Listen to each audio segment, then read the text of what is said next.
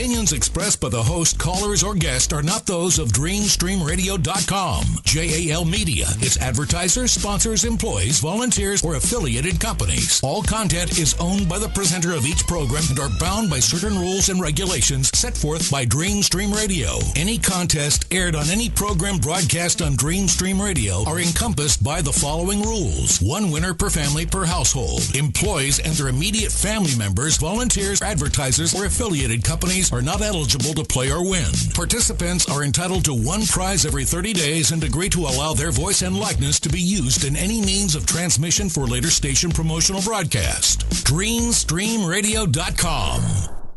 Toto?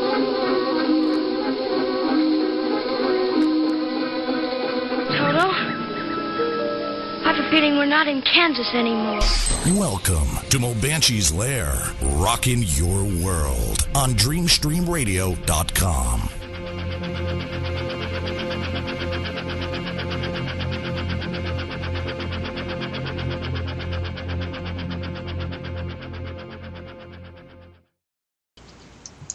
Welcome to Moebanshee's Lair, Visionary Talk Radio. We are on DreamStreamRadio.com. I'm sorry I've been at AWOL, but things got a little crazy here. Poor Teddy went for a colonoscopy and ended up getting surgery, and it's just been really crazy here, but he's doing okay. He's home. Our guest, Dr. Joe Resnick, is in the sidelines waiting. As you all know, I'm just so organized with all these problems we've been having with the internet tonight and everything. If you lose me, I'm really sorry about that, guys. Today is Fat Tuesday, Strove Tuesday. Happy Mardi Gras.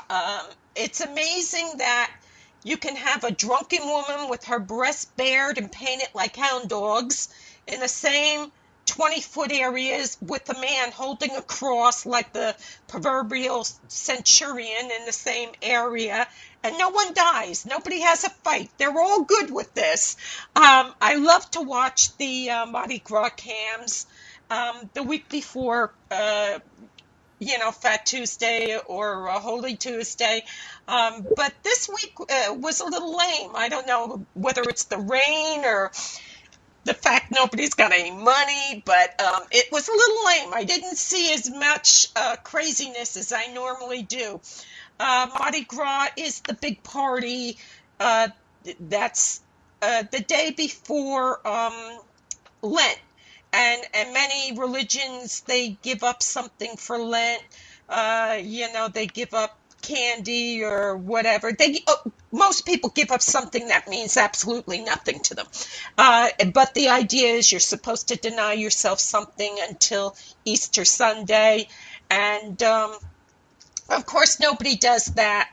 But the party down in Mardi Gras down in Louisiana, it's New Orleans is the party of all parties. And if you get a chance to check out their cams, I love to watch the police go with they're on the horses, and at midnight exactly they start clearing the roads, and that's it. That's the end of the party. You can drink it all, but you can't stand in the roads anymore. It's back open to traffic and everything. It's really something to watch, and I think that's one of my favorite parts is watching those police on horse go through, and it's I don't know, it's something very grand about it. Tomorrow all the churches will be filled with people getting ashes on their foreheads, and today they're all as drunk as lords. So it's crazy, but it's news, and it's happening right now. Something else that's very crazy going on in New Jersey, Morris County. A Morris County honor student is suing her family to pay for her living expenses and her tuition. She moved out. She turned 18 last year, and she did not like rules. She did not like being told, no, you can't go out and get drunk and come back whenever you feel like it. So she left. She walked out, And the family said, that's fine. You can leave. We still love you, but they're not paying for her lifestyle, and they're not going to pay for college when they know she's out doing whatever she's doing. So she's taking them to court. And people are split right down the road. Now, a lot of people say she's got to grow up, and here's what I think. 18 is emancipation. If you walk out of your house when you're 18, you are saying, I'm an adult. Legally, you are an adult, and your parents are no longer responsible to keep you fed, dressed, housed, or anything else. You left their house. That's called emancipation. Emancipation. You're a big boy or girl now. And my doctor used to have this great sign that said, if you're tired of your parents complaining and everything, move out now. And then you can take care of your bills and stuff. And I agree. I think she's got to grow up, but I think that somebody is giving her a lot of legal help and telling her, sue your parents. And I think it's really sad because I think families have just been turned upside down, and children don't want rules, and of course they've learned that from their parent. You don't have to listen to anybody. You don't have to do anything. Well, that comes back and bites you in the arse. So unfortunately, this is going on in New Jersey. Jerry Lowe is my favorite odd news person in the world, and he posted a chat of a young girl named Rachel, and Rachel was asking a question which Joe can weigh in on. She was asking why water doesn't run off the South Pole. With her Google searches, she wasn't getting any answers. Now, a lot of people were appalled that a woman over 20 didn't understand the concept of gravity and what's holding us all, and water and everything else on the earth. But a few years ago, I remember seeing Congressman Hank Johnson express fears about putting more personnel and equipment on Guam, and he was against the buildup of military there. His reason was the Guam could tip over.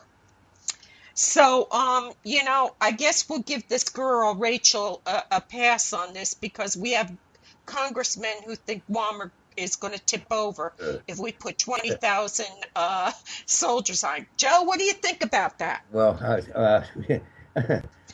I find it incredible, Mo. First, I'd like to say good evening to everybody. And Mo, thanks for having me on. It's been about a year and a half since we've last been on. But, of course, we've kept in communication. And you're on a new platform now. You have a new place where your show's being hosted. So you're going to have a few bugs at first, but you'll get through that. It's great to be on, Mo. Thank you. I love you. You're one of my favorite scientists in the world. Right here, too, with regard to the little girl who's in a quandary about why water won't run uphill down in the bottom. There's this thing out there that's been overlooked by the majority of scientists for about the last 200 years called the Coriolis effect. And the Coriolis effect impacts everything that you do. People don't realize it. For example, you flush your toilet in the northern hemisphere, it goes the right way. Below the southern hemisphere, it goes to the left. And there's a reason for that, and it's because the Earth is out there spinning and rotating at the same time on an axis around the sun. So that's why there's no water flow down there.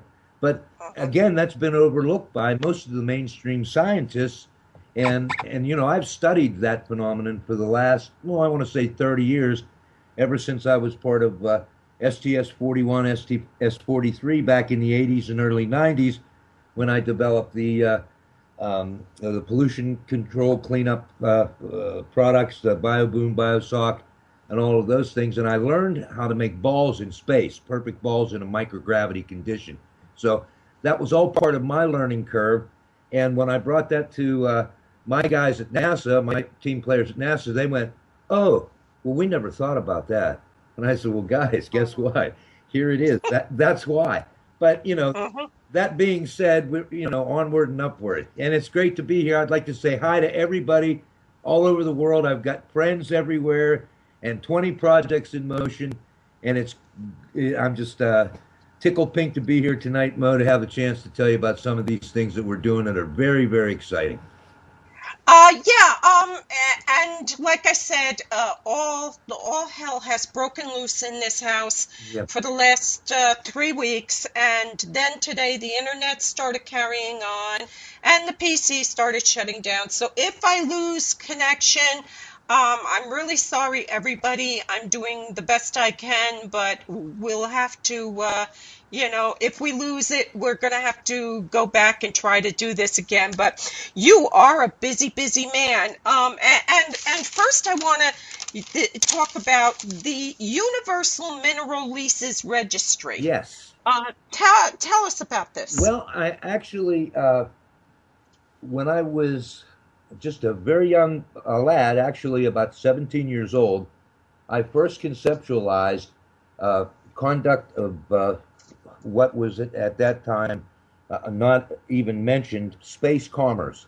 And I wanted to be the first person to actually conduct sales and have businesses in space.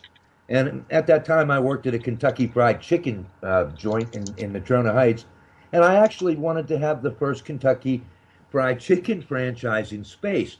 And that went on to foster a whole manner of things with regard to conducting what today we call space commerce. Anyway, when I sat as a lad with my friends Tom Graff, Stevie Trulick, my brother Mikey, and I think Jeff Ehrman in my mom's living room in Fawn Township, and we watched Neil Armstrong touch foot down on the moon. You know, that had a terrific impact on me, and as it inspired me to continue to be a scientist. I was always the neighborhood nerd. If somebody wanted to know something about science or about, what we were finding in the creeks, like salamanders or something, they would come to me and I would know the genus and species, or they would find a plant and I would be able to identify the plants when we went out exploring the woods in Fawn Township. I would tell them which ones you could touch, which ones you couldn't touch, which ones had urushiol, which ones had oil that would be irritants, which ones we could eat, the natural mint, the wild garlic. I just knew all that stuff. But anyhow, when we saw Neil Armstrong sit down on that Apollo, I decided that I was going to do something significant on the moon. So a couple of years later, actually in 1967, and at that time we just had newspapers, no internet, and you had KDK TV, and I used to listen to the news, nefariously. But the world in the United Nations, there was an announcement in 1967 that a space treaty had been signed that set forth laws for mankind exploring the planets, and that, of course, included the moon. So it took me until 1969, late 1969, before an actual first copy of the OST, I can call it OST now, the Outer Space Treaty, became available in the public library there in this little town where I lived, close to where I lived, called Tarentum, Pennsylvania, where I was actually able to go get a copy of the Outer Space Treaty and read it. And at that time, I was influenced by Dr. Richard Warren Heinemann. Heinemann was just a great, great guy, taught me how to fly airplanes. He's a very close friend of our family. Richard Heinemann, by the way, was General George Smith Patton's deputy field commander of the 3rd Army Corps Medical Division.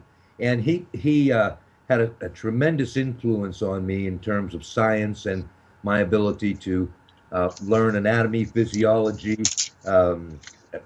disease etiology, epistemology, that sort of thing. And I was only, 15, 16, 17, and here Richard was teaching me how to fly airplanes, and we had these marvelous discussions about humanity and about peace and space.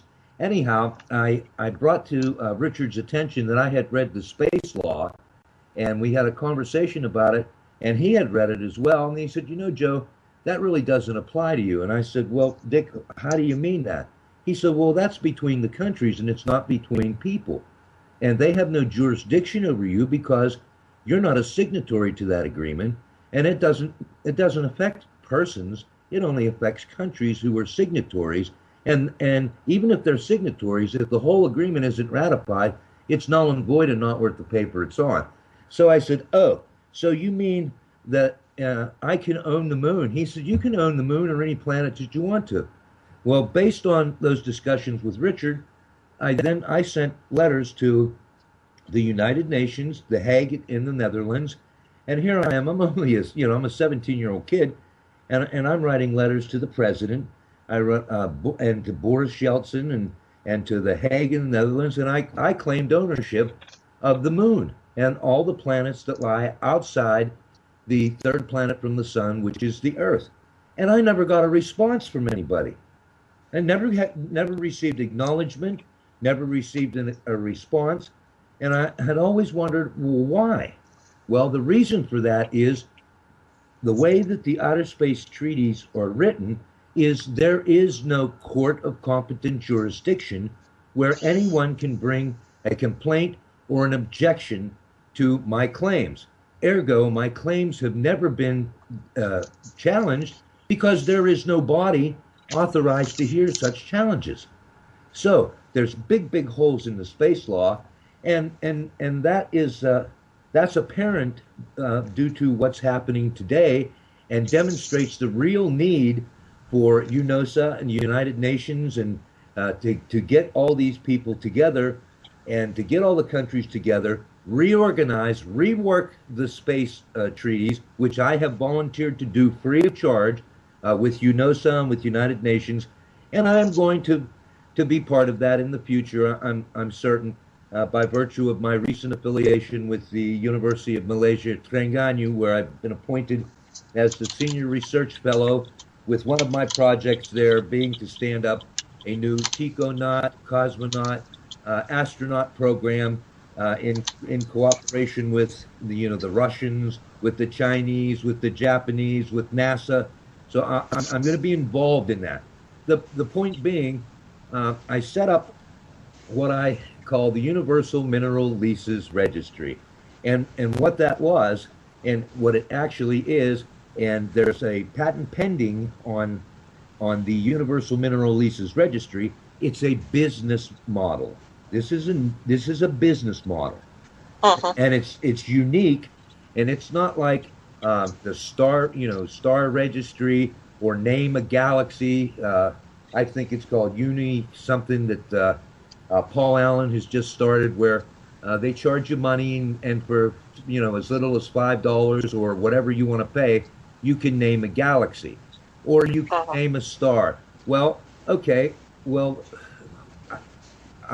in with regard to universal mineral leases, my approach is a little bit different, and my legitimacy rests in the U.S. patent and trademark law.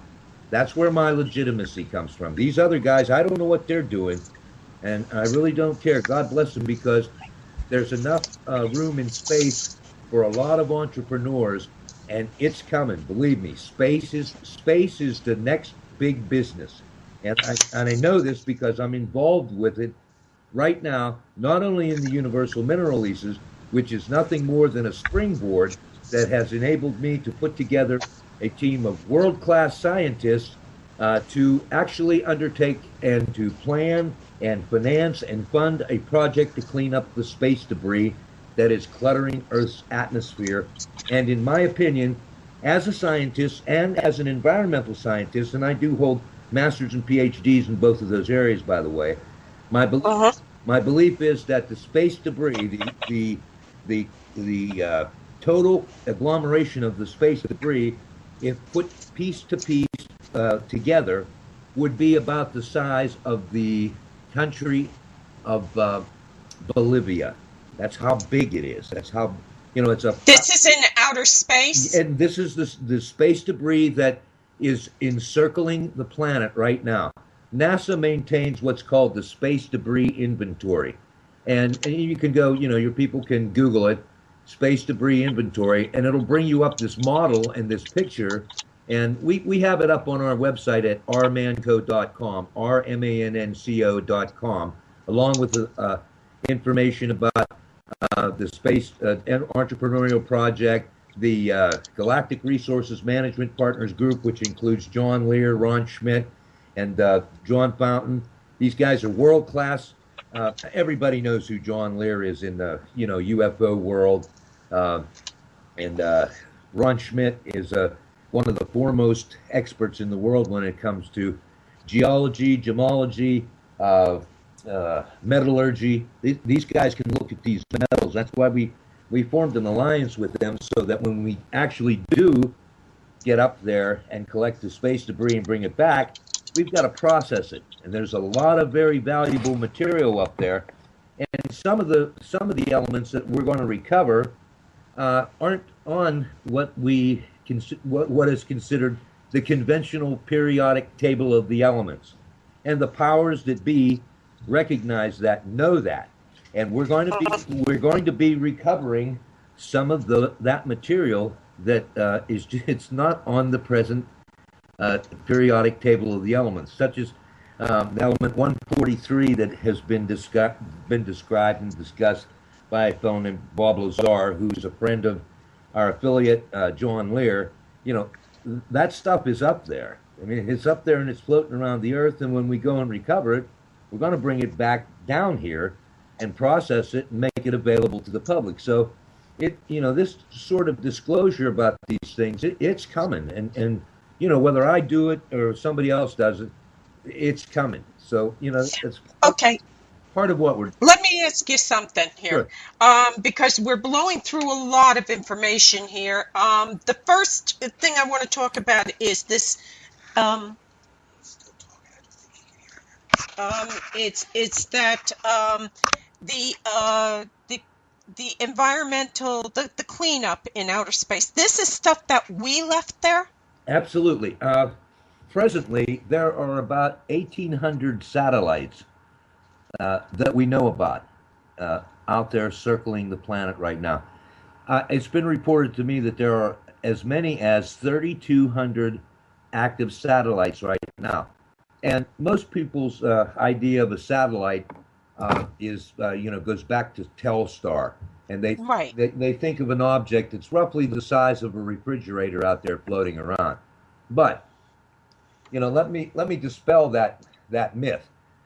Some of the satellites, we now have what are called mini-bots, microbots, and we now have satellites because of the sophistication of the electronics component development and the cures in what I call technolag. We now have the ability to create an air platform. They don't call them satellites anymore. These things are called platforms. We now have the ability to make platforms, and NASA is sending up a whole bunch of them. I want to say about 200 of them on the Soyuz, and they're the size of a shoebox, and they can do 10,000 times more things than Telstar could do. And Telstar at one time connected the whole world. So imagine you've got 200 of these little shoebox-sized things that they put out and they set in a telemetry in an apogee and perigee, and these things remain in a geosynchronous orbit. And that's good. But up there with those newly deployed microbots and mini-bots, and they call them mini-sats now, you have this space debris. For example, a few years ago, the Russians destroyed one of their quote-unquote secret satellites. And when they did that, the debris that the destruction created, and they call, when a satellite is done and its telemetry is plotted so that the perigee takes it back into the Earth's atmosphere and hopefully it burns up. Well, sometimes that happens and sometimes it doesn't.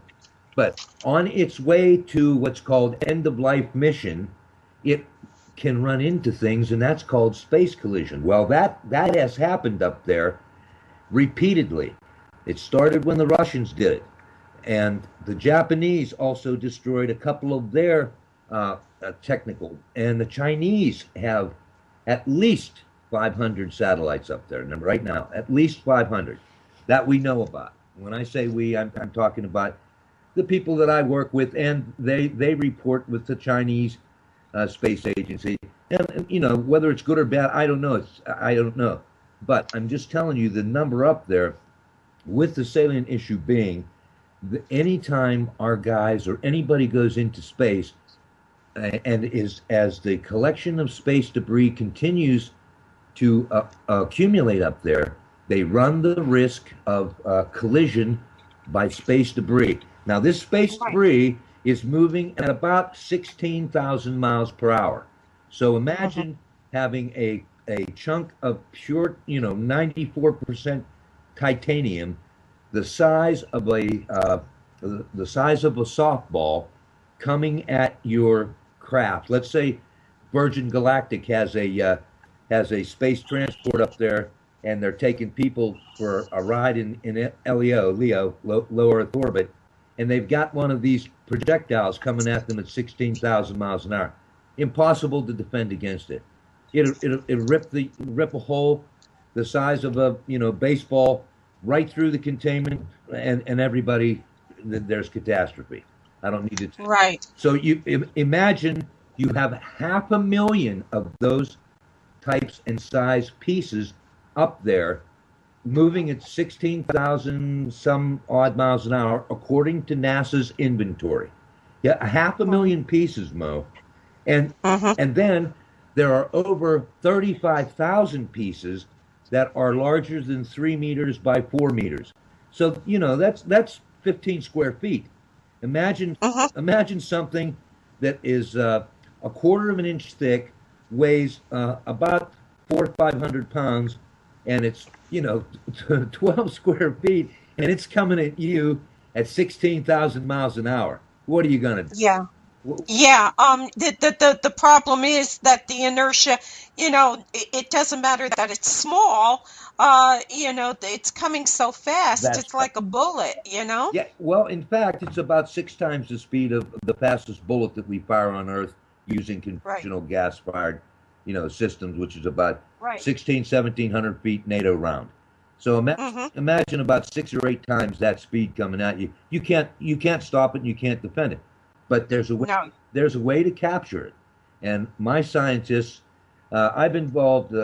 Thank goodness I've been able to affiliate with people that I haven't been allowed to talk with for 30 years. Now that the Cold War's over, and there's the Great Wall has fallen down. I'm allowed to talk to these scientists. So when all this stuff happened, and I started developing the next generation rocket fuel about 1.5 years ago down here in the mountains in North Carolina, where nobody knew me, and they found me this nice little place out in the woods and just in a beautiful, beautiful, pristine place. I made the next generation rocket fuel that's a green fuel, and that is, we call it Prillings. Anyhow, my team won the NASA's Invent the Future contest for 2013. We placed 3rd place, which is honorable mention, which is pretty impressive. I mean, yeah, you're in there with some tight competition. So I mean, that is something. Oh yeah, and we won in the aerospace and defense area. Okay. Right. And so that in itself, and of course, we're working on a special project that unfortunately, due to quote unquote sequestration, has been shelved, and just broke my heart, because I've got my stuff sitting on the back of ships out in San Diego Harbor that's just really, really good stuff, and it may or may not ever be tested, or may not ever be finished. But in the interim, in the course of developing that next generation rocket fuel, I became concerned about what's going to happen when we go up into space. And that caused me to take a real close look at what was happening, and I decided, you know what, I've got all these Russian scientists that aren't doing anything, and we've got all these NASA guys that are being laid off, and the thought occurred to me, why don't we get these guys together and do something really, really important that has to do with not only cleaning up the Earth's atmosphere, but also there's a secondary effect to that space junk, Mo, and it's real, real serious. That's called that material and debris up there is causing what I have called and labeled and I'm going to be presenting a paper in Morocco on April 1st to this effect. I'm calling that universal global shading. Now, when universal global shading occurs, here's an example of it. If you go out in your yard and you take the swimming pool cover off of your swimming pool, which is, 40 by 80, and you lay the tarp over your grass and just let it there for 2 or 3 days. You come back and peel that tarp back. What's that grass look like? That grass, It's dead. Yeah. it's dead. That is what's happening to the earth on a micro scale due to all of this space debris being out there in the environment. In other words, the positive and beneficial radiation aspects that we get from, this white dwarf star that we call the sun is not reaching the earth, and it is interfering with the water cycle. And when the water cycle gets thrown out of whack, look what's happening. You've got some places that are normally cold are now hot, and vice versa. And that is a direct result of interference in the Krebs cycle and the water cycle, without question. So, this is something that all is not lost. We can fix that. This is one part of I don't even want to use the term global warming anymore because of how that has been so misused and perverted. But there is this thing called climate change, which is natural. There are cycles in climate change. But this particular aspect of this particular problem is impacting the Earth's climate right now. You're not going to see it mentioned anywhere, but you're going to see everybody dancing around the issue. And I honestly, Mo, I can't find any place in the literature where anybody who's concerned with cleaning up space debris has mentioned how it could and how it does impact the environment, except me and my team. So, well, let me excuse me. Well, if you take it very simplistic, because I am, and you think of an umbrella, and you hold it right over your head, and a 3-foot circle by your feet is dark. Now you move that umbrella higher in the air, and now that circle of shade is larger. And the higher you do it, the higher, the more shade there is. Now take this thing, put it out in space, and it might be a 12-foot piece of metal or whatever, but it's blocking a huge amount of sun that we're not going to get because it's the umbrella effect, right? Precisely my point. Yeah, I call it, that's I like that term. I might quote you on that. But you're welcome. I call it global shading. Okay? And that's nowhere in the literature. It's going to be because, again, of this paper that I'll be presenting in Morocco, in Rabat, at the Prince Abdulaziz seminar on April 1st. But yeah, I call it global shading, and that is really impacting the planet. But again, all is not lost. We can fix it, and that brings me back to the Universal Mineral Leases Registry, or MANCO, the space law. See, all these companies and governments as well, the governments put up their secret spy communication, and their, U.S. Space Command has a bunch of stuff up.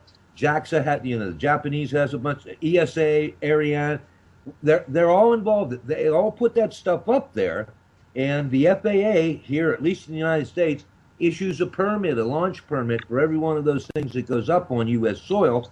So the U.S. government is somewhat responsible too.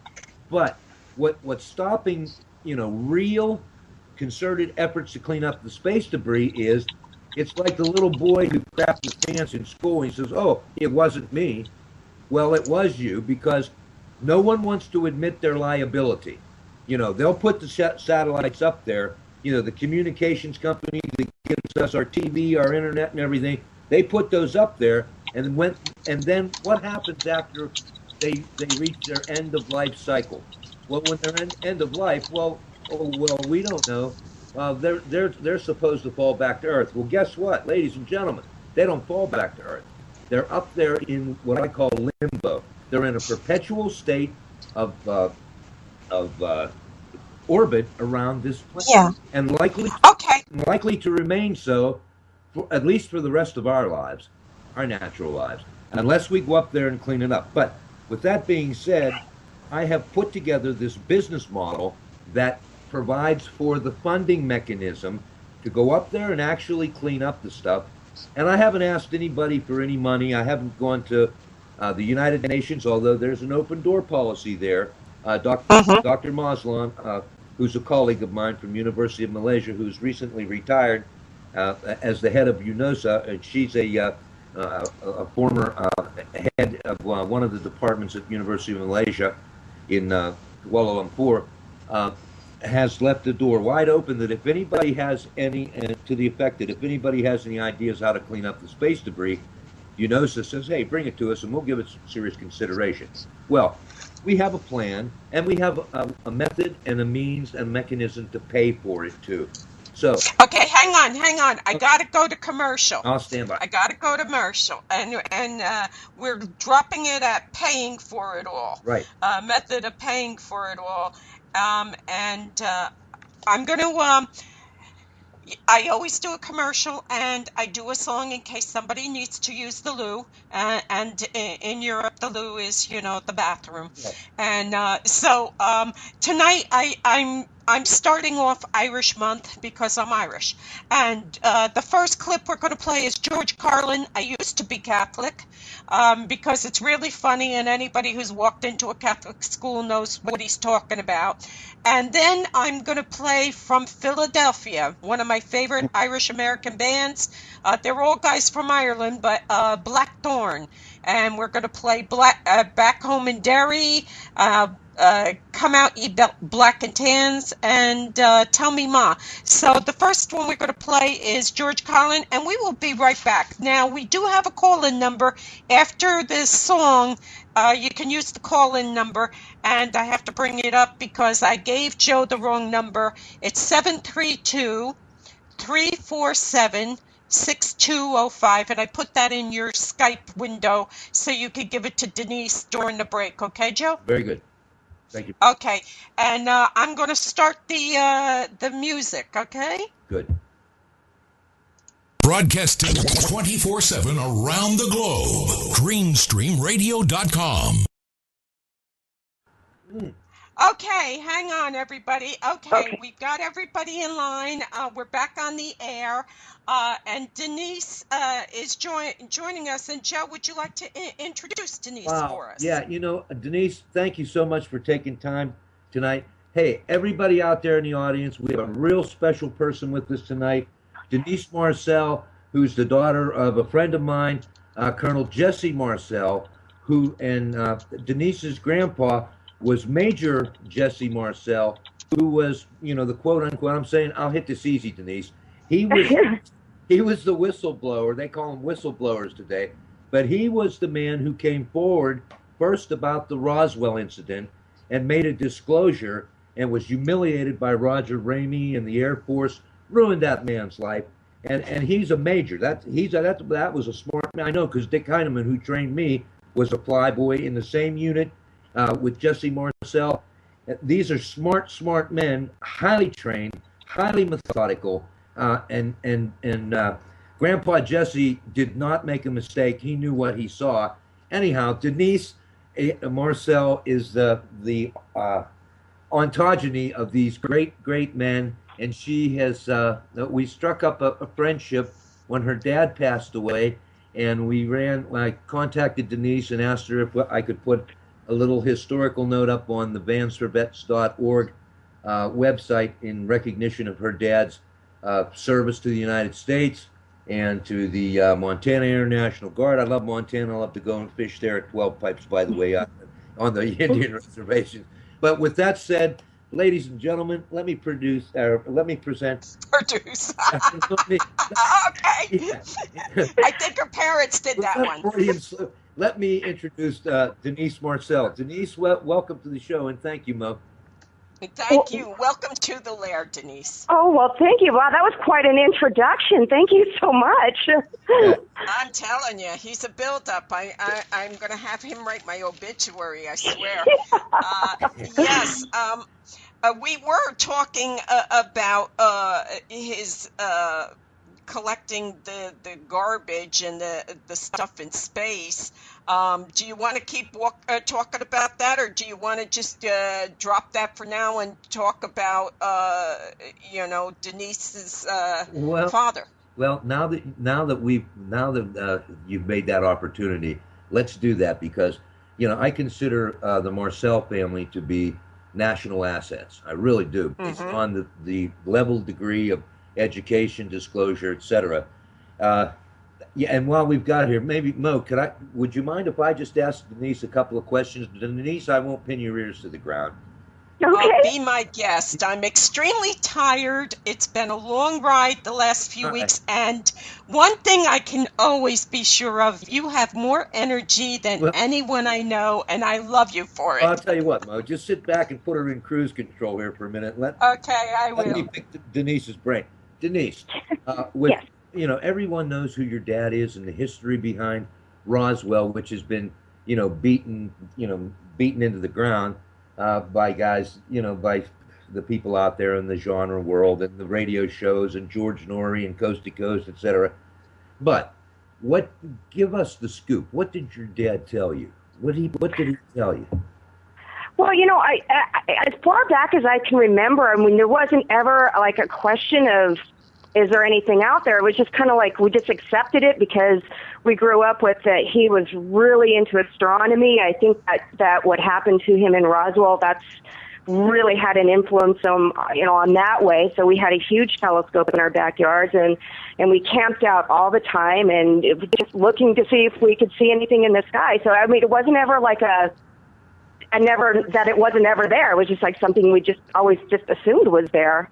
Yeah. Well, let me reach He- a little deeper and ask you this question. When did you approach your dad and say, "Hey, Dad, is there life out there, or are there aliens?" And if you could, tell me what happened at that moment. Because I've got little girls too, and my little girls have approached me, and we have had that conversation.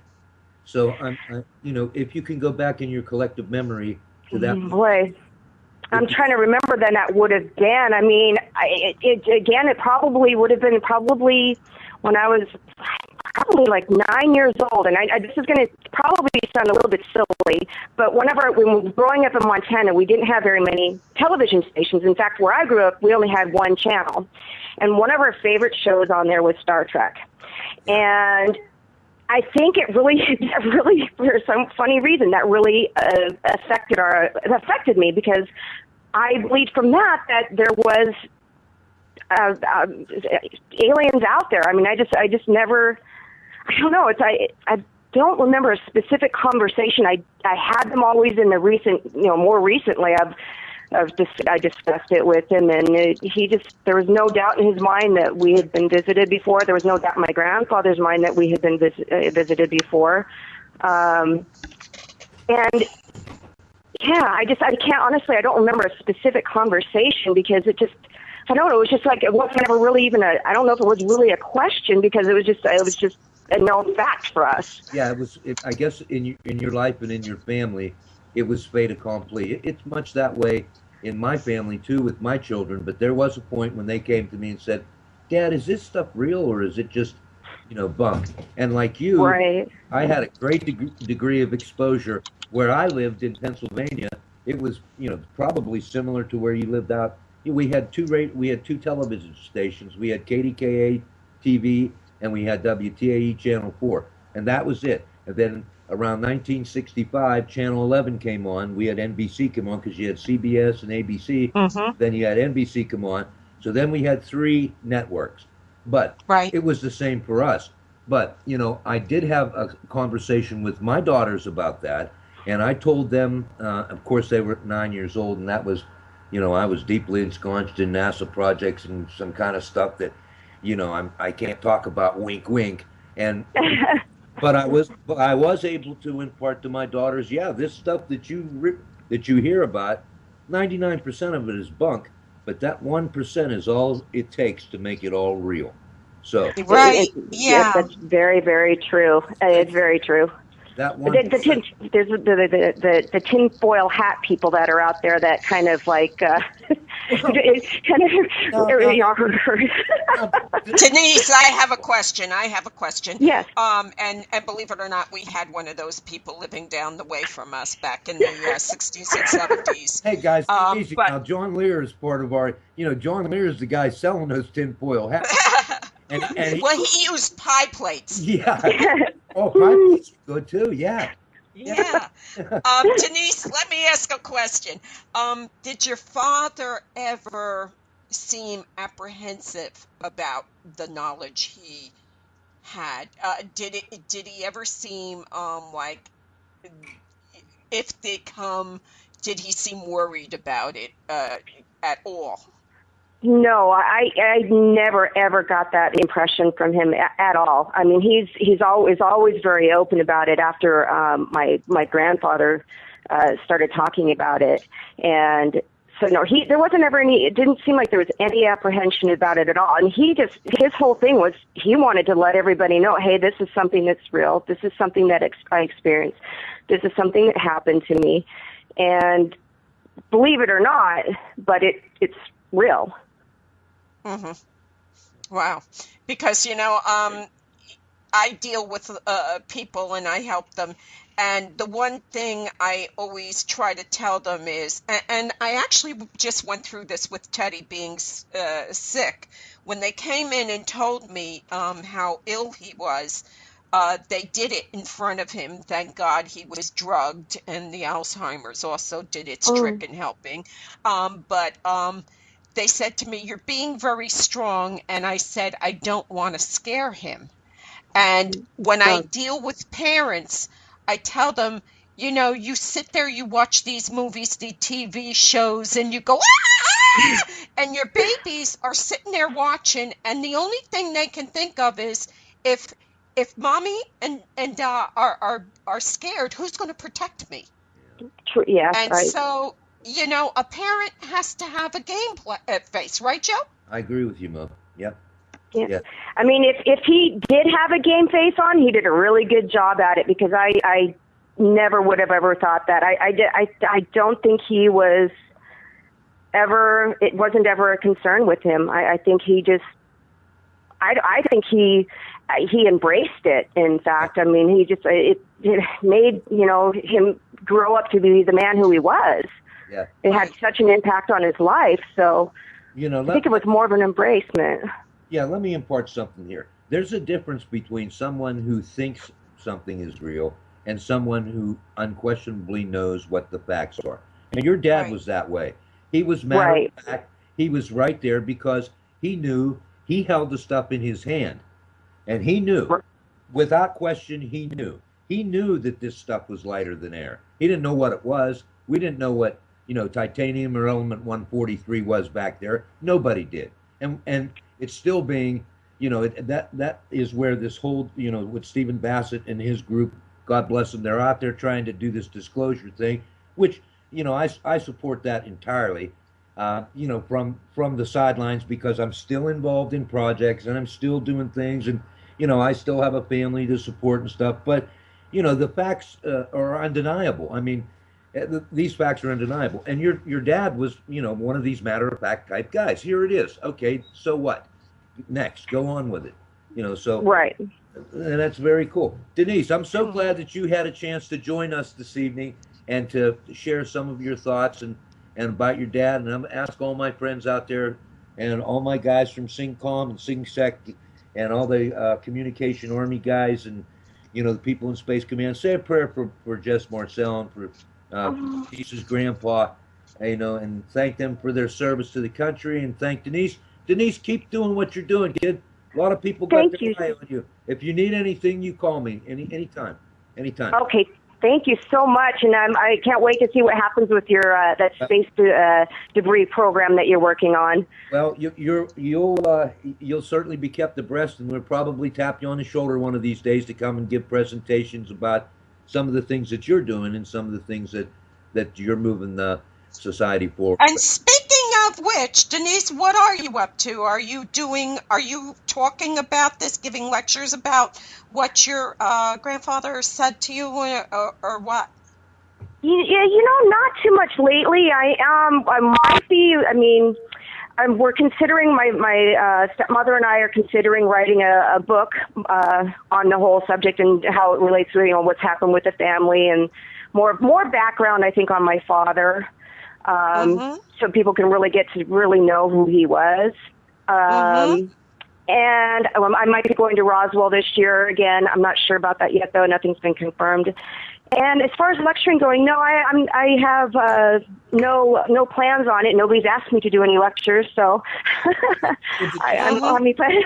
I don't have any plans to do that unless somebody wants me to. Well, Denise, I would encourage you to continue the legacy because, in the real world sense of things, you're like a relic. You're like a relic in the Catholic Church. You're the closest thing to the truth that a lot of people have, and that is a stalwart and something that people can anchor to. I mean, here's a real person who was connected to a real man who goes back to the real truth. It's all about truth and about disclosure. Exactly. And just let me say a word about your dad before you close. I knew him both personally and professionally. Professionally, your dad was an otorhinolaryngologist. I knew him many, many years ago through my affiliation with the Aerospace Medical Association and the Human Factors Engineering branch, which I was a founding member of that branch. In my first year of med school at Pitt, I developed the Resnick tone emitter, which is a speech device, an implantable speech device, which I patented and did all that stuff, to treat victims of laryngocarcinoma. And that's right up your dad's, he's an otorhino guy. Right. Ear, nose, and ENT guy. And we had a couple of conversations about that stuff. But with all that said, let me encourage you to continue that, because that's a connection to the truth, and it's undeniable. Although Jess isn't here now to defend everything, but what he had to say, he said it, and there was no mincing words. This is the way it is, and that is that's quite a legacy. Which has befallen you, whether knowingly or unknowingly. Yeah, it's one of those legacies that you're damned or maybe not damned or maybe kind of damned. You know what? I feel blessed to be honest with you. It changes your. I think you have a different outlook on growing up with that kind of a point of view. Right. Yeah.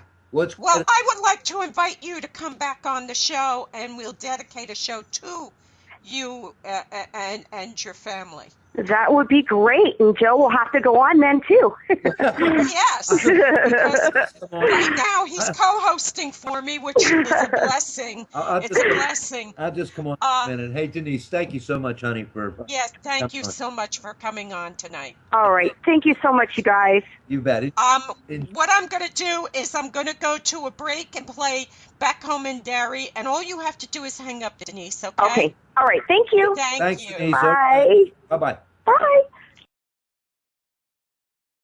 DreamStreamRadio.com. And welcome back to Moebanshee's Lair. We're on Dreamstream Radio. I welcome everybody. Thank you for tuning in. And our guest tonight is Dr. Joe Resnick. He is a scientist. He's one of my favorite people, and he's got so much energy tonight, which God bless him. I need energy tonight. The song you just heard, Back Home in Derry, it's the tune of the wreck of the Edmund Fitzgerald, and that's correct. But these old tunes, they're very old, and it's kind of like when you go to church and you're singing a hymn, the words are interchangeable with old tunes. They take old tunes like Green Sleeves and things, and they rehash them and write new lyrics to them. And I was in Derry last year this time. Well, no, actually, it was in November in 2012. And, I'm Irish, and it's the Irish month. And yesterday was the Belmar Parade, which we have not attended for the first time in many, many years. And I just want to celebrate my Irish roots. We're from Roscommon and Tyrone. God bless you, Mom, and Thank you for bringing us all over here. America is a wonderful place. I just want to add that when we came here, my grandfather forbid everyone to speak the Irish. We were never allowed to speak the Irish again, and that's because he said we're Americans now, and we've always been Americans since then. God bless America. You have been a wonderful, wonderful country for us. I cannot say enough about how wonderful this country has been for us. Joe, we were talking before Denise called in. We were talking about the mineral rights and the mineral registry, and I do have a few questions for you actually. What about well, let's first get done with the cleaning up space. Yes. There's a lot of technology up there that could be compromised, couldn't it? I mean, aren't a lot of countries thinking, wow, if we go up there and clean up this stuff, there's a lot of technology we can get our hands on? Well, that the fact of the matter is that's correct. For example, with the Russian and the Chinese space modules that have been obliterated, they have memory chips in them. The memory chips are still good, and the memory and the data that's on those memory chips, guess what? It doesn't decay. It's still there in that chip. It's still in that silicon chip. Despite the radiation factors, it's still there. Such that when we recover it, and each one of those little components has a serial number that we can identify the make, the model, the manufacturer, the date when it was made, and all that stuff. And we can go to the people who own that and put it up there and say to them, look, we have this data, and you know we've already read it. We think you might want this back because we've got IT people too, okay?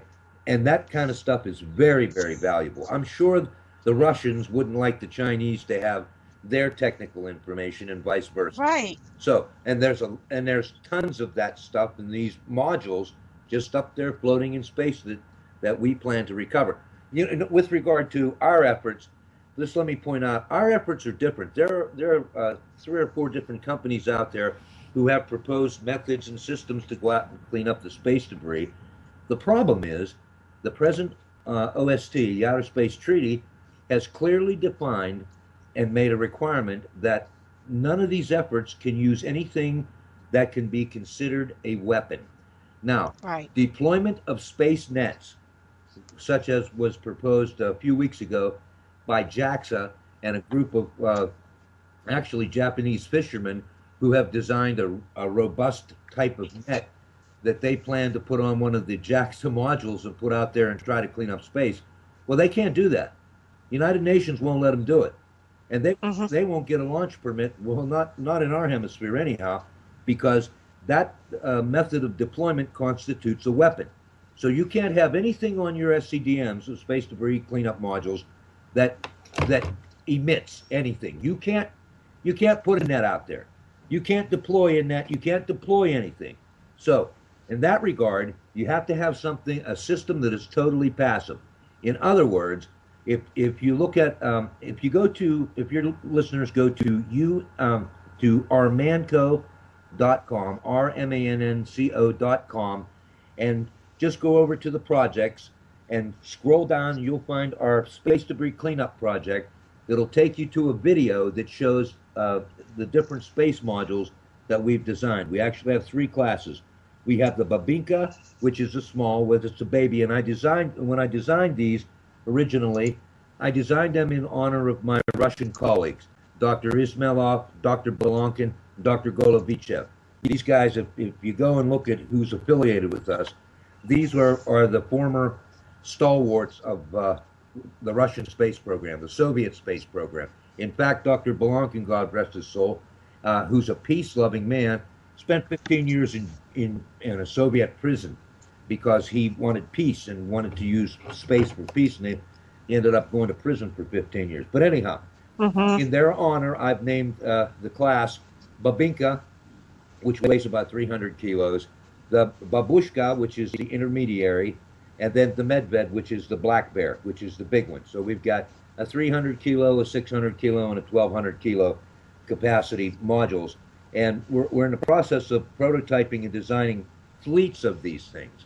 So, and the way that our machines work is they are placed into the orbit, and we have ion pulse motors being developed, right? Not developed, but built right now that provide the passive ion propulsion systems. These Russian guys I'm affiliated with, these are the world's premier eminent scientists with regard to ion propulsion. In fact, Guy Kramer, I just reached out to Guy yesterday, and Guy, who's the grandson of Donald Hings, the inventor of the walkie-talkie, and who's largely responsible for our world communications systems that exist today. Uh, Guy, in our development of low observable technologies and invisible coatings and stuff like that, uh, revealed to me that he was schooled by Donald Hings, and one of Hings' really significant contributions to science is the ion drive motor. And I've Mhm. reached out to Guy and said, "Hey, Guy, I need you to come back into this project and get that thing out that you told me about so many years ago because we need it on the machines." But anyhow, the way that our machines work is, imagine we shoot these things, and we've formed an affiliation. Our Manco has formed an affiliation with probably the premier launch company on the planet. They're called Interorbital Systems, and they are operated by Randa and Roderick Millarn, who are students of Professor Lutz Kaiser. Uh, Lutz probably Dr. Kaiser is the world's greatest rocket scientist today, and the reason for that is he was the protege of Warner von Braun. So this, so Okay. we have that affiliation that we've fostered, and in fact, the president of our company, Sherm Haas, and Dr. Ismailoff, who's in charge of the Space Launch and Propulsion Systems Division unit in our man. We got a caller calling in. Hang on and let All me right. see. Ah, shoot. Uh, you're gonna uh, you're gonna have to call back. I'm sorry, I messed it up again. So just call back. Okay, Okay. thank you. Uh, resume call. Are you there, Joe? Yes, I am. Okay. Yeah, I messed up that call, and now I have to figure out how to make this smaller. There we go. I'm getting it. Yeah. Okay. I'm new at the caller thing. When people call in, okay, add to group call. Yeah. Okay. Hello? Hello, Hello. Hello. And who is calling? this is John Fountain. Hello, John. How are you? Hello, Joe.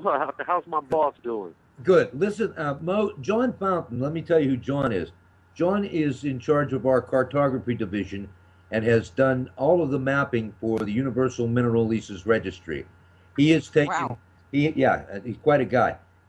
John has taken the maps from the NASA repository, which anybody can use, by the way, and anything out in NASA, as long as you acknowledge the contribution from NASA, and as long as you're a U.S. citizen, by the way, you can use anything on any of the NASA databases in JPL, Johnson Space, Kennedy, KSC.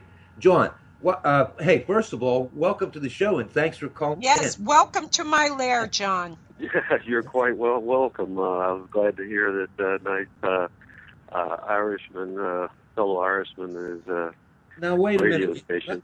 Now wait a minute, you two. Let me acknowledge my Irish roots, okay? My mother Uh-huh. was Irish, okay? She was Irish as Paddy's pig. My great grandfather was John Patrick Kelly. He was born Okay. in County Cork, Ireland, come to the United States. He was the only man ever to escape from Andersonville prison during the Wow. Civil War. Oh, Yeah, and how he wow. did that was he traded identities with a doctor who had been mortally wounded.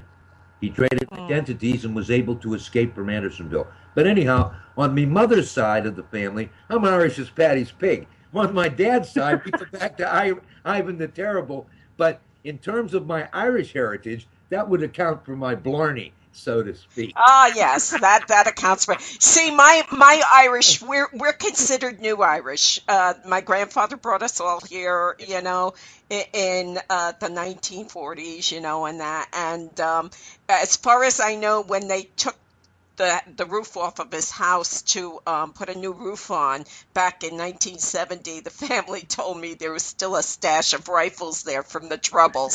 So that tells you about how my family rolls. Well, my family's from county down Newry and Warren Point area, and they came over in the early 1800s, and they came over to make money.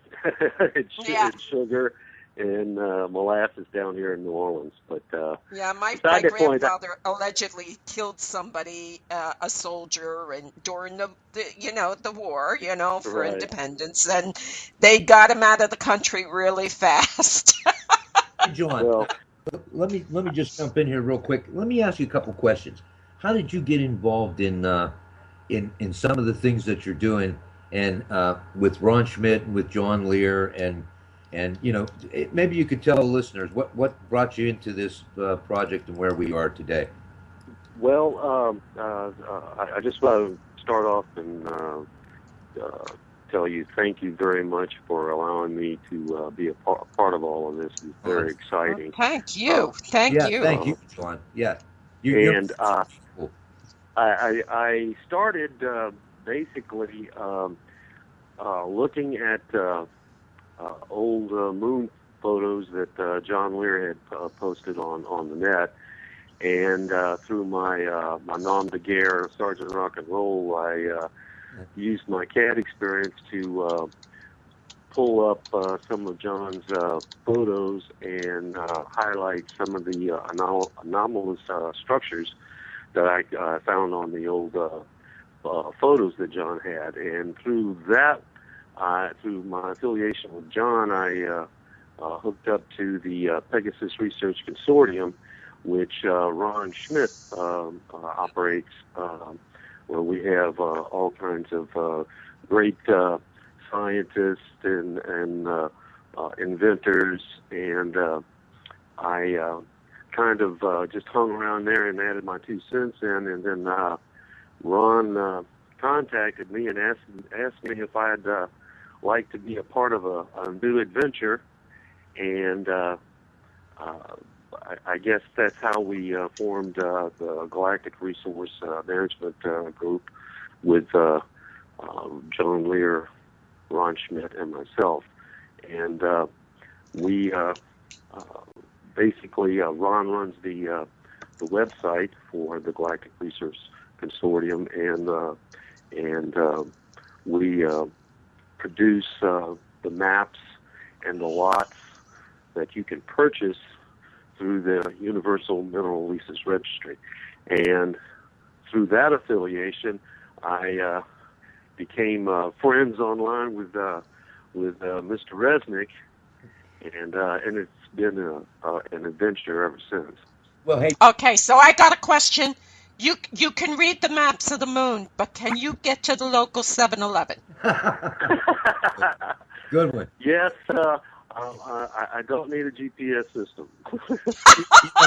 Okay, good man. No, let me throw something in here. First of all, when I started sniffing around here about a year or so ago, and I started pulling together this new team based on the new patent application that I have pending for this business model, I started looking at guys' backgrounds, and John's background, and it's I don't know, it's not coincidence, but all of these guys go back to having either worked or been affiliated with Area 51.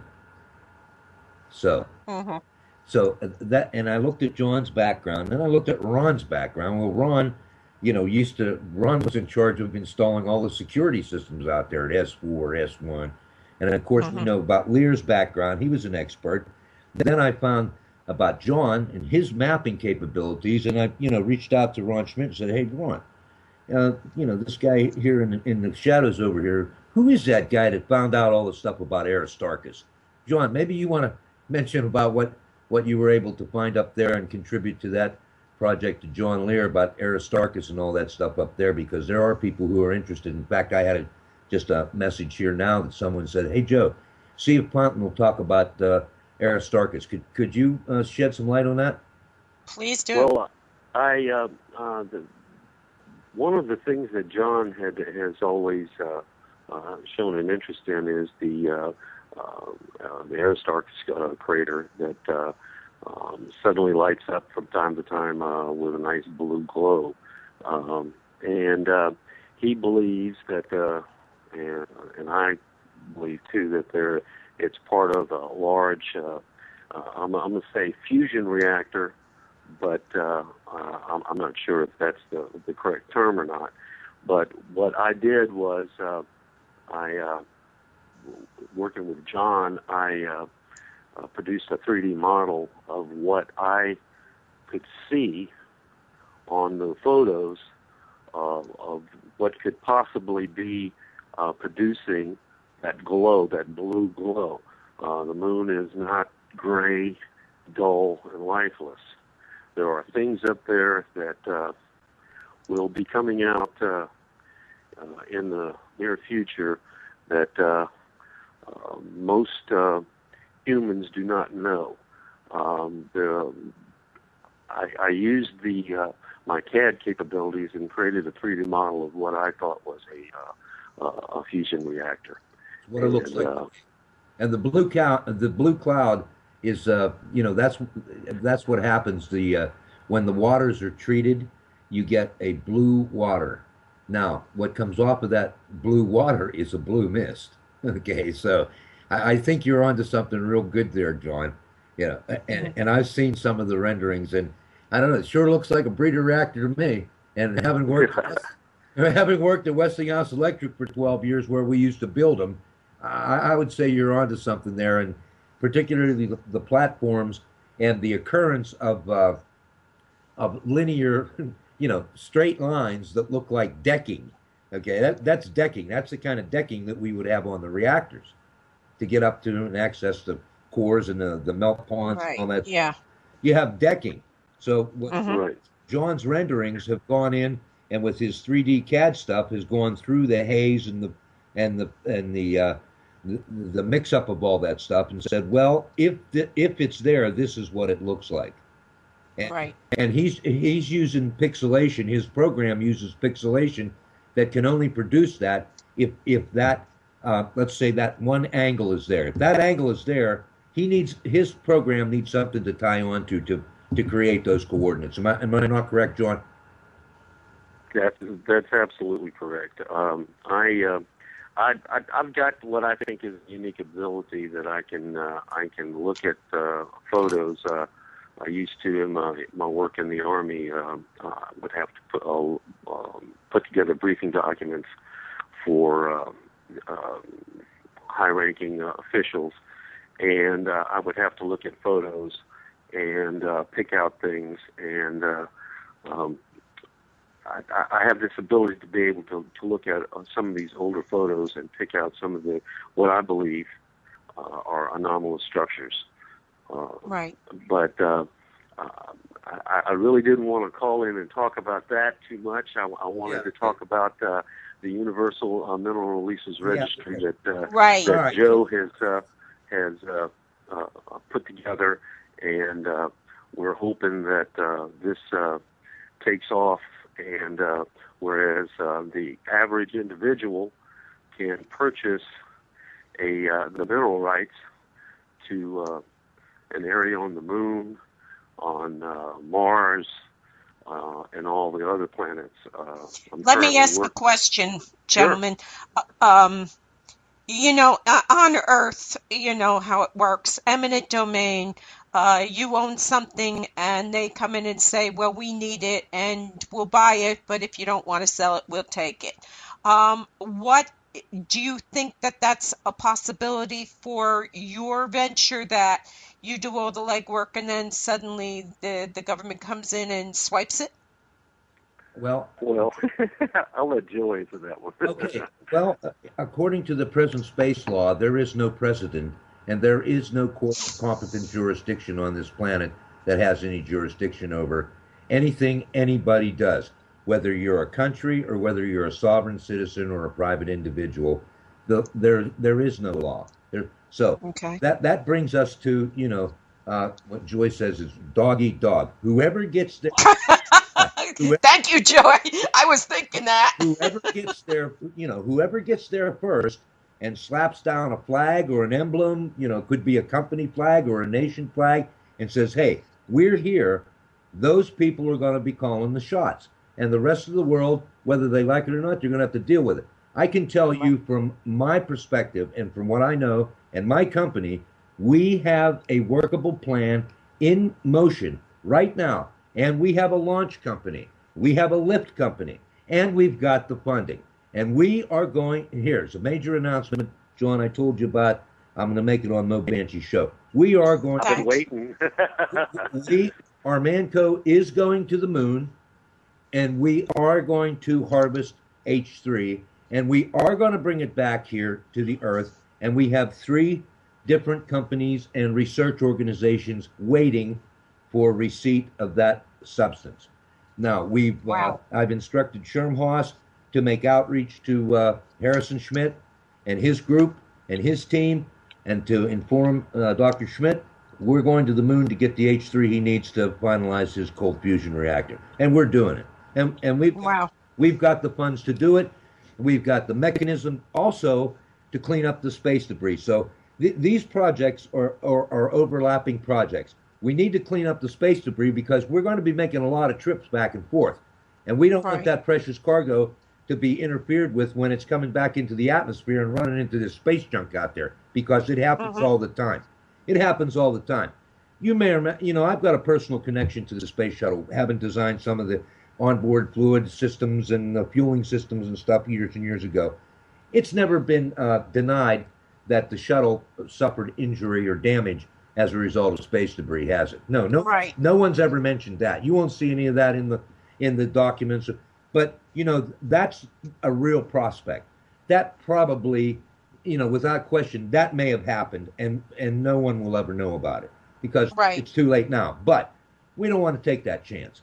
And certainly the guys at Virgin Galactic don't want to put anything out there in LEO, low Earth orbit, and have their crews subjected to penetration by the space debris. The same thing with John, who's the guy out there? Bigelow. Bigelow has purchased the rights to the inflatables that NASA has developed. Well, okay, what's going to happen when a chunk of that space debris going 16,000 miles an hour hits one of his balloons? Pop. And guess what? Yeah. Everybody inside, you're gone. So we need to eliminate as much of that prospect as possible. And we're going to do that. In the interim, there's the bigger picture with the world global energy situation. Don't let anybody kid you. The fuel is finite, and we are running out of oil. Just look at the prices. But cold fusion is a solution. It is a viable solution. We just don't have the fuel. And space commerce is here. It's not coming. It's here. I mean, just go on the internet and look at all these companies doing space launches. There's this little company. I'm going to give them a free plug. They're called GoBro. Space GoBro. And there's these 3 guys that just finished school, and they're building satellites that are the size of a pack of cigarettes that you can put up in space, your own communication module that you can put in space, that they lift into space for about $400 on these balloons that Dr. Brand and his group down in Australia are launching. You can put your own satellite up there on your own broadcast frequency, and you don't need the FAA, and you don't need anybody's permission to have your own discrete satellite communication. So that is how far that satellite communications and communications has evolved in just the last 30 years. So, just think of what it's going to be like in another 30 years. I mean, it's going to be tremendous. But in the interim, we can't keep putting stuff up there in space because we're choking the atmosphere. And it's let me ask something. You see, because okay, yes, I understand that we need to clean this up in space, but we also have the Great Pacific Garbage Patch here on Earth, and it's the size of Texas. And the thing that stopped cleaning that up is they say, well, it's going to cost money to reclaim all this plastic, which I think plastic should be illegal for everything but medical use. but because it's not biodegradable. But the thing is, when you get all this garbage, what are you going to do with it? How are you going to dispose of it once you collect it? So the money, it's a big venture that's stopping that cleanup. What are you going to do with this junk you collect? Are you going to recycle it, or what are you going to do? That's why we brought in the expertise of the Galactic Resources Management Group. We brought in Ron Schmidt and his team. But I can tell you, I already have inquiries from 16 different museums that have asked to be put on a list to purchase space debris for display. Right. And that's not to mention contact by some guys that have tapped me on the shoulder and said, "Hey, Joe, if you get something you guys can't recognize, why don't you give me a call? Here's my card." Well, in anticipation of us recovering element 143 that's up there, that's been smashed. Of course, there's also rare metals and minerals, exotic technologies that the average human does not know about. Yeah, there are metals up there and substances such as the crystalline substances that are not grown in an Earth environment. And there's probably about 70 or 80 metric tons of pure gold up there, 0.99% gold. The gold alone, the titanium, the strontium, the chips. I mean, it's worth. Well, it's worth the people that have approached us and said, "Look, we want to put the money up. We want to bankroll you to go do this." So they have looked at our preliminary business plan and our business models and said, "Hey, yeah, this makes sense to us." So, and this is going to create a whole industry, because when you bring this stuff back, it's going to have to be broken down, and that kind of thing. So and I'm just going to take the gold as an example. Yeah. You're going to have to retrieve all this gold, and then, that kind of thing, clean it off of the different the objects that the gold is used on and all. So that's going to be a whole other industry, right? That's right. And that's why we brought, Ron Schmidt in. Ron is the type of guy, he's not only a metallurgist, but he's also a gemologist, archaeologist, and can literally you can put just about anything in this guy's hand and he can tell you what it is. He'll tell you what it is. He'll tell you specific gravity, weight, and if he looks at it closer with a loop, he could probably tell you, the source, where it came from. He's never ate the food at a VA hospital, huh? No, because you can't identify that. I think he has. But hey, John, thanks for coming on tonight and for opening the door. Yes, thank you, John. Thank you so much. And for pointing the people to UMLR.net, where they can get involved in this. And again, the legitimacy for my claims. First of all, when it comes to selling the mineral rights to minerals on the moon in these plots, that's a business model. That is a patent pending business model. Unlike these other people out there who are selling names of stars, I don't see a patent pending on their stuff anywhere. I mean, I've got a patent pending on my stuff, and I dare say when this patent issues, that will be the first patent to issue that is related strict. How long does that take, Joe? Oh, it can take years, but and we have not moved for acceleration because this is a new area, and there are continuations in part being submitted even as we speak. By the way, so this is. Someone has to start the space entrepreneurial movement and do it in a way where it's absolutely legitimate. And as we all know, industries are started with U.S. patents and foreign patents. So I've started this, and I'm an inventor. I hold 26 patents, 12 of them classified. I have 2 more coming out here in the next year or so. But I've started this. This is a business model, and you can patent a business model. For example, Domino's Pizza, they don't have a patent on pizza. What they have is a patent on how to make their pizza and how to sell their pizza in a certain way. In much the same way, I've put together a business model. The other guys out there selling names or doing stars and naming galaxies, where's your patent? When you have a patent pending, or where's your legitimacy? And they say, well, we're going to do this in fun research. Well, that's good. Because space is big enough for everybody. Quote me on that, world. Space is big enough. There's enough room for everybody. And a lot of people can make money. And, People who don't have jobs, start a space business. Then you won't be on welfare anymore. You can start a business. Don't get me started. That's right. Don't get me started. Start a business. I don't want to hear anybody complaining that they don't have any opportunity. Yes, you do. Just look up. Just look up. There's all the opportunities. I just want to say, as I sign off, I just wanted to say thank you very much for allowing me to be a part of this great effort, and it's given new life to this retiring old man. I appreciate the affiliation very, very much, and I just want to sign off and tell everybody thank you very, very much. And, John, thank you so much for calling in. John, let me jump in here for 1 second and say, first of all, the world will never know about you, and you're a silent hero. Thank you for your service to this country and to humanity. What you do, thank you very very much. You're leaving a legacy to the lads that they can be proud of, and someday I'll tell them.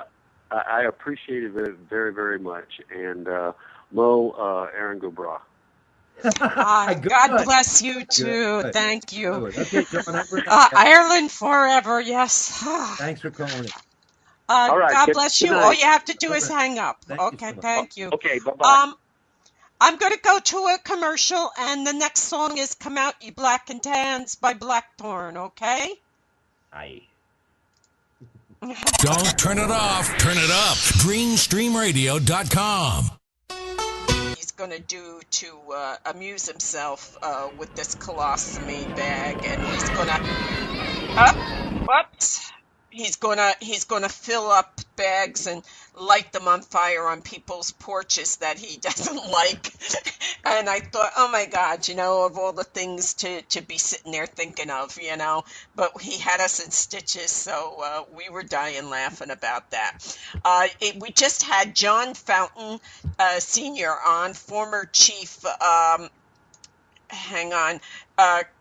Cartographer for the U.S. Space Command, and he was talking to us. We've had incredible people calling in tonight and talking to us. And like I was saying, so your venture here is you're selling I guess pieces of the moon. How is this working exactly? Yeah, what we've done is we've gone in and we've plotted out using NASA reserves and all the NASA maps from Map a Planet and from Jet Propulsion Lab, which do not contain grids and the materials have not been identified. We've gone into certain sections actually we've gone on the front side, which is called cislunar and translunar, and the dark side of the moon, which we have maps from the Russian Space Agency. We've got maps from the backside of the moon. We've gone in and we have, first of all, created a number of plots based on the total sized area of cislunar and translunar. And then we have gone into those plots using Professor Ron Stewart's IMI technology and identified the best and most valuable natural resources in each of those plots. So we put a year's worth of work into, first of all, creating the grids for the maps, not only on the moon, but also on Venus, also on Mars. We've gone to Titan. We've gone to Uranus. We've gone to Pluto. We've got John working on a number of different places, but we've created grids and assigned, values to those grids. And what we're doing is we're making those. And our corporate philosophy and our personal beliefs, and we have consensus with everybody that's involved with us, everybody on Earth is a stakeholder, and everybody should have the opportunity to participate in space commerce. And of course, that's voluntary, but everybody should at least have the opportunity. And we're doing that. We don't believe that one company can come in, as such as was attempted. One company went to NASA and said, we want the exclusive to use the spaceport. Now, I don't agree with a lot of things that, Dr. Bolden does in NASA. I don't like some of the things personally. But in this case where he denied One of the big, millionaire guys, I think it was Paul Allen, went to NASA and said, "We want an exclusive contract to use, all of NASA's launch pads and no one else because we want to dominate." Yeah, no, get it. And NASA said, "No, we're not doing that. We want to make this available to everybody." And I think that that was one of the best decisions that NASA ever made. And God bless Director Bolden for, having the guts to stand up to big money, because these people got a lot of money and the chance to make a lot of money. And he stood up and said, "No, this belongs to the people. We're not giving you an exclusive." And I think that was great. So our push is we want to make this available to everybody. And the cheapest way that we can do that, and we don't make any money at all. Anybody involved in our company, in our efforts, we all have incomes. And this is more or less of a hobby for us. So any money that we make, we all got together and said, okay, what are we going to do with this money if we make any? Well, it was decided and voted upon that money is going to be used to be directed into the space cleanup project. Now, as part of that space cleanup project, 2 weeks ago, our Manco issued a challenge, a scholarship challenge, where we're soliciting, if you go to our Manco's website, where we're inviting students of above the age of 8 years and older to submit their ideas for designs for next generation space cleanup modules. And we're offering several $500 scholarships to do that. It's not a lot of money, but it's something. And it gives people the opportunity, it sparks interest, it gives children the opportunity, it gives the teachers the chance to start active discussion, and we have not approached NASA through the STEM program for any of that. We're doing that ourselves. Our board of directors and our technical team, we all decided that's what we'll do with the money, because nobody has asked for paychecks, or we're all okay that way. So, we're all older guys. Most of us have, excuse me, have been in industry and been successful captains of industry in our own rights and our businesses. So, we've made our big push, and we're most of us are pretty comfortable. So, okay, so we're at this point in our lives where, we're all 60 years plus. Belankin, God bless him, is 89 years old, the father of the Russian and the Soviet space program. He's 89 years old. He doesn't need anything. He's good. And just the list goes on. All of our guys involved really don't need anything. So we're looking to, make things better for our grandsons and our children and, your children and everybody's. Yeah. So that's really what we're all about. It's not about making the money. Heck, I can look at a wall and make $1 million. So it doesn't matter. Right. That's not even an issue here. The issue is to use our resources to go and really make a significant contribution before we walk off of this planet. That's all any of us really have anyhow. So, what we leave behind, will affect our children and mankind for years to come. So, all of us in the greater spiritual sense of it, we're all committed men, and we believe in what we're doing, and we're here to help, and that's what we're doing. And we've got a team. I mean, these are smart guys. We know how to write proposals and do this. We've all done this for 30 years. White papers coming out our ears, patents coming out. Collectively in our group, we have over 300 patents. Just among 4 men in our group, we have over 300 patents. Just that's only 4 guys. Now, if we brought in the other guys that we're, talking with now from ESA and from Ariane, that knowledge base just continues.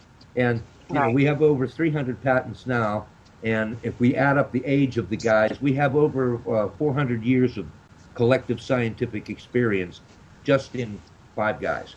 So, and as that information pool and capability continues to grow, that capability in terms of what our company can offer to somebody with a problem, that just expands and increases, and it's exponential as we continue to add guys like Dr. Claudio Bruno or Dr. Valery Golubichev, these kind of world-class scientists who, their reputation's unquestionable, and their scientific prowess without question. Guy writes over 200 papers, 300 technical papers. I mean, those are the kinds of minds that we have involved with with this project, with these two projects. And the UMLR, that is thrown in there simply to solve the problem of bickering among the companies that have caused this in the first place. Because, I don't have any satellites in space. I've never put anything in space, but I've come up with a way to go before the world audience and say, look, okay, you put a satellite up, but they're up there in pieces now, and you say that you're not going to clean it, or you're not responsible for it. Okay, and that kind of attitude is stopping the world from making progress. And Right. a residual side effect of that, an impact, is this global shading thing that's happening. Just go open your door. Just go outside your door. You don't have to believe me. Just go outside your door and see what's happening to the environment and to the weather patterns from the time now in your life to when you were 20 years old or 15 years old. Just go out and look. I don't, Yeah. I don't have to write a book on it or publish a paper or give you references. Just It's changed. It has absolutely, changed. absolutely. When we were kids, snot noses, we could go outside and it just the air quality was different. The weather patterns. Yeah, we always got snow in the Not only winter, that, but not like this. Not what's going on now. no, I didn't. I never heard of a tsunami. I never heard of a tsunami until it Yeah. was, I may have read about it or encountered it in my studies, in my meteorological stuff. Never saw one, never heard of one happening, not until I was over 40 years old. So, for the first 40 years of my life, there were no tsunami. None that I was aware of, anyhow. And I'm pretty well read. I don't miss too Yeah. much. But, Getting back to, yeah, the people that you're working with are living legacies. yes, They're sir. and they need to be used. These are the people who were there when much of this was developed. Even if they didn't work on it, they knew of it, and their wisdom is invaluable in this. Yeah, yeah. Well, the fact of the matter is, in this position in Malaysia, they came to me. They came to me and said, Joe, we've got these problems. We want to create geoparks in Borneo, and we want to create geoparks and do this international stuff, and we want to put together a young astronaut program uh, in Malaysia. Malaysia is a very, very progressive country. They get a bad rap because they're a Muslim country. Well, so what? So, I mean, I don't have any problem with that, but very, very progressive. And most people would think Malaysia and Borneo, their perception of that is, the little rascals, wild man from Borneo guy. Yeah, It's yeah. no, believe me, it's not that way. These people are absolutely very sophisticated, and they've got the richest guy in the world financing them, the Sultan of Brunei, God bless him. Yeah. And the country is absolutely progressive, every bit as modern as Miami Beach, where I'm going. It's a mirror image of Miami Beach. The campus has everything that we have. It's at Carnegie Mellon University and at Pitt, at MIT. We've got all the latest instruments. We've got all the Perkin Elmer stuff in the institute. So, and they came to me and they said, Joe, we're between Scylla and Charybdis here, and the Russians stood up the Malaysian space program, trained their astronauts, and well, we've only got three Malaysian astronauts, and they were all trained in Tashkent and in Uzbekistan, and where Dr. Ismailov lives, by the way, is presently living, soon to come to the United States. But they were all trained there, and I'm going over there to sort of be a peacemaker, so that I can use my influence and my reach back to NASA to get NASA back into the program over there in Asia, because the presence in the United States is sort of non-existent over there, particularly in terms of what NASA and part of its mission is to share everything that it's done, Right. at the grace of the U.S. taxpayer with the world. But that's what it's all about, and part of their mission, involves Asia. But for one reason or another, over the various administrations, NASA has been alienated. Well, part of what I'm going to be doing is, putting the Band-Aids on that situation. Right, bridging the gap. Yeah, Yeah. and getting us all together, because with me it's not about politics, it's not about political lines, it's bigger than that. I mean, I'm all about, you know really about peace and about using science to help create a better place for all of us. We're all stakeholders in this planet.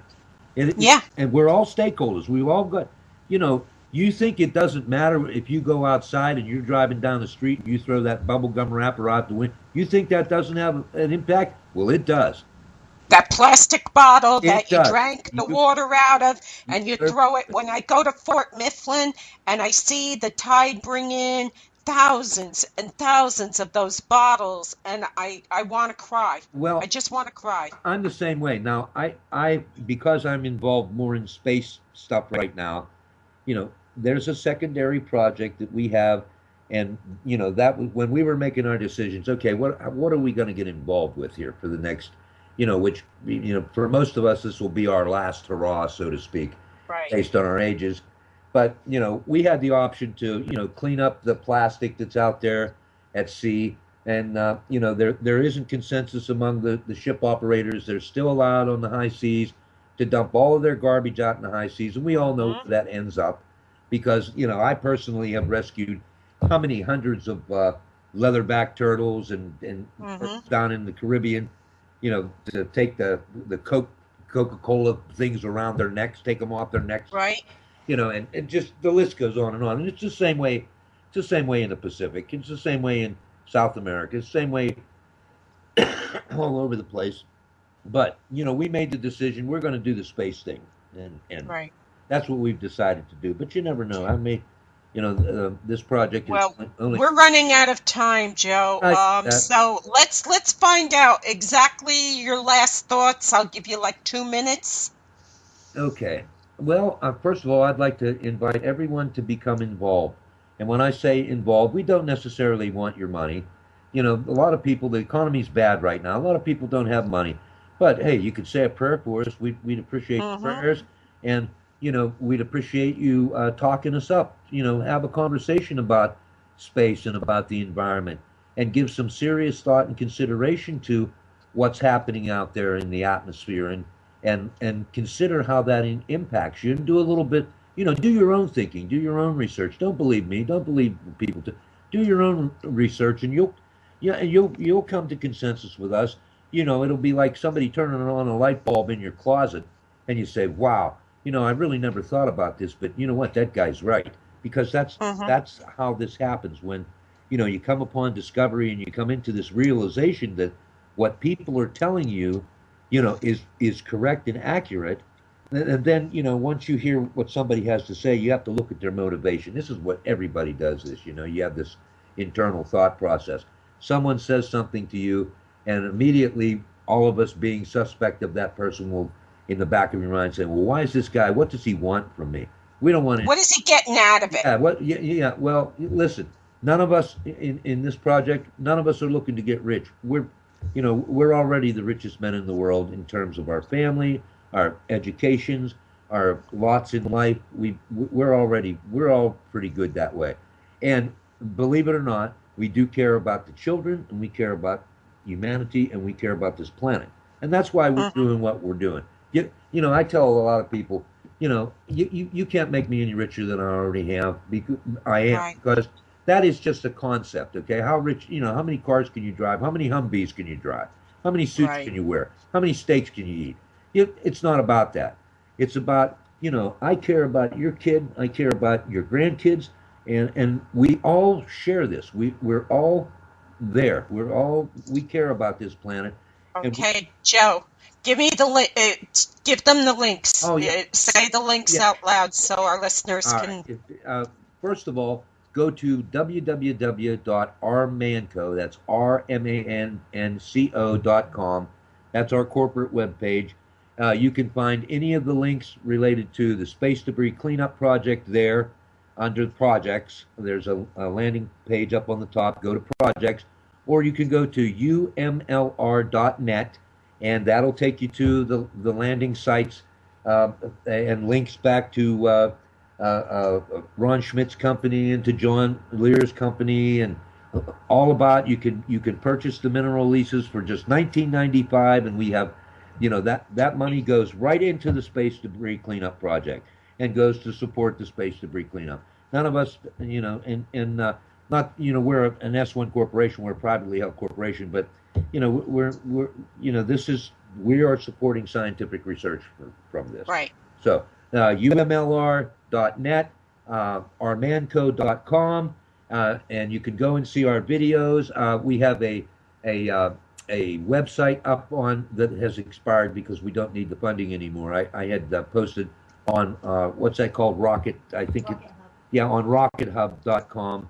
We have a project up there, the Space Debris and Mitigation of Climate Change project. We've already closed that down. I only ran it for 3 weeks, but you can go to rockethub.com and look up Space Debris Cleanup, and that'll take you to our page, and you can see who's all involved, who's been involved, the whole story of the development of the Universal Mineral Leases project, the basis for, my claims to having ownership of these extraterrestrial bodies, and where my legitimacy rests in terms of the patentability and the business model and creation of what we call space commerce today. Thank you, Mo, for the opportunity to share this. Thank you so much for coming on, and you're always welcome to come on.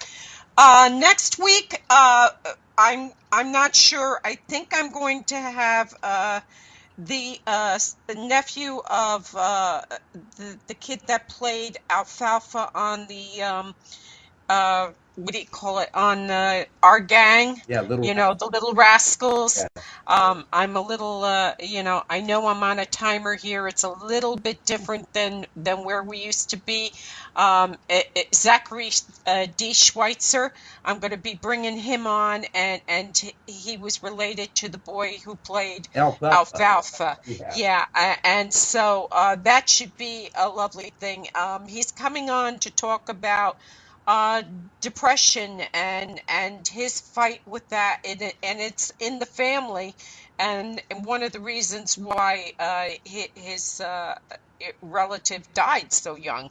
It's an important discussion that we need. He's written a book of prose and poems that reflect the tribulation, the complete craziness that happens with it. So I'm really looking forward to that. I want to thank you so much for coming on. God bless you. Thank you for serving. Thank you, Mo. And with that, I'm going to say good night. Thank everybody for listening.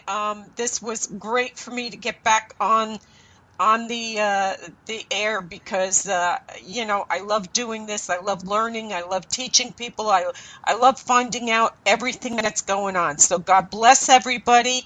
I hope everybody has a good week.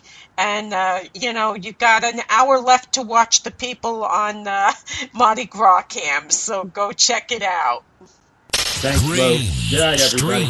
Stream Radio, home of Uncle Floyd. Where over the rainbow birds fly. Birds fly over the rainbow. Why, oh, can't